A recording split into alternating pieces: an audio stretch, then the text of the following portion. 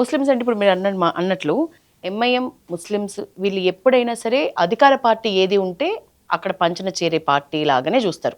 ముస్లిం ఓటర్లు ఎవరైనా అధికారంలో ఉన్న పార్టీకి దగ్గరలో ఉంటారు. ముఖ్యంగా ముస్లిం పెద్దలు ఇద్దరు కూడా అధికార పార్టీకి దగ్గరలో ఉంటారు.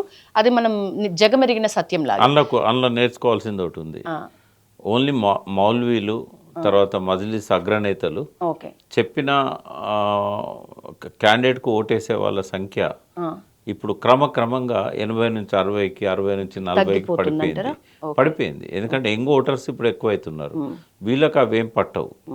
తర్వాత ఇప్పుడు ముస్లింలో ఉన్న ఇంటెలెక్చువల్స్ ఎడ్యుకేటెడ్స్ ఏం ప్రశ్నిస్తున్నారంటే ఈ 70-80 ఏళ్ళ ఆంధ్రప్రదేశ్ తెలంగాణ చరిత్రలో ఏ ముస్లింలు బాగుపడ్డారో ఓవైసీ కుటుంబం తప్ప అనేది ప్రముఖంగా వినిపిస్తూ ఉన్నది. ఇప్పటికీ పాత బస్తీలో నిజాం పీరియడ్లో కొంత సౌఖ్యాలను అనుభవించిన ముస్లిమ్స్ ఆ పాలన అంతమైన తర్వాత 50s 60sలో వాళ్ళ అధోగతి మొదలైంది. ఇప్పటికీ కార్ఖానాలలో కేసీఆర్ 10 సంవత్సరాల పీరియడ్లో కొంత స్కూళ్ళల్లో చేర్పించి రెసిడెన్షియల్ స్కూల్ పెంచి వాళ్ళకు కొంత బడ్జెట్ ఇచ్చి వాళ్ళకి ఆటోలు కొనిచ్చి ట్రాలీలు కొనిచ్చి రకరకాలుగా వాళ్ళను జీవితంలో సెటిల్ అయ్యేటట్టు చేయగలిగాడు. అంతకంటే మించి ఆయన చేయడానికి కూడా వీళ్ళు పర్మిట్ చేయరు. కానీ అక్కడే ఒక మాట కూడా వచ్చింది సార్, ఎక్కువగా ఓన్ చేసుకున్నారు, ఎక్కువగా పట్టించుకున్నారు.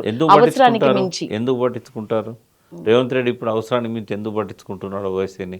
ఓవైసీ చెప్తేనే కదా అజరుద్దీన్కి టికెట్ ఇవ్వలేదు. నవీన్కి ఎందుకు వస్తుంది టికెట్? అజరుద్దీన్కి వస్తుంది. పోయినసారి జస్ట్ 15,000తో ఓడిపోయాడు. మరి అజరుద్దీన్కు టికెట్ ఇవ్వద్దని చెప్పింది ఎవరు? ఇప్పుడు మంత్రి పదవి కూడా తప్పనిసరి పరిస్థితుల్లో గెలిపించుకోవడానికి ఇచ్చాడు. ఇంకోటి తెలుసా మీకు, ఇది 6 నెలల మంత్రి పదవి, కొనసాగడానికి ఏ రకంగా అవకాశం లేదు. ఇదే విషయాన్ని ఓవైసీకి చెప్పి 6 నెలల కోసం మమ్మల్ని వదిలేయి, ఎందుకంటే ఆయన ఏంటంటే ఆల్రెడీ సెలబ్రిటీ, ఇంటర్నేషనల్ సెలబ్రిటీ.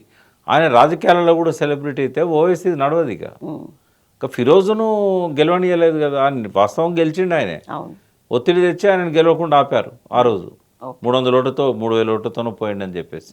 అంటే ఓవైసీ అనే వాళ్ళు మోనార్క్, ఇంకో ముస్లిం ఎదగడానికి వాళ్ళు ఒప్పుకోరు. మరి వీళ్ళెందుకు వాళ్ళను తప్పనిసరిగా కన్సిడర్ చేయాల్సి వస్తుందంటే తెలంగాణలో 30-40 నియోజకవర్గాల్లో ముస్లిమ్స్ ఉన్నారు, కొంత కన్సిడరబుల్ నంబర్. ఇప్పుడు వచ్చే యంగ్ జనరేషన్ వీళ్ళ కంట్రోల్లో లేకపోయినా పాత తరం అంతా కూడా వాళ్ళ కంట్రోల్లో ఉంది. కొంత మాకు ప్రతినిధి అన్నట్టుగా చూస్తారు. ఇప్పుడు రాబోయే రోజుల్లో అయితే ఏ ప్రభుత్వాలు కూడా మజ్లిస్ను పట్టించుకోవు. ఇంకోటి వాళ్ళు ఎంత డ్యూయల్ గేమ్ ఆడతారంటే బీహార్ ఎన్నికలల్లో వాళ్ళు ఎందుకు పెట్టారు క్యాండిడేట్స్? ఇప్పుడు తెలంగాణలో 40 స్థానాలల్లో డిపాజిట్ తెచ్చుకోగలిగిన స్థానంలో మజ్లిస్ ఉంది.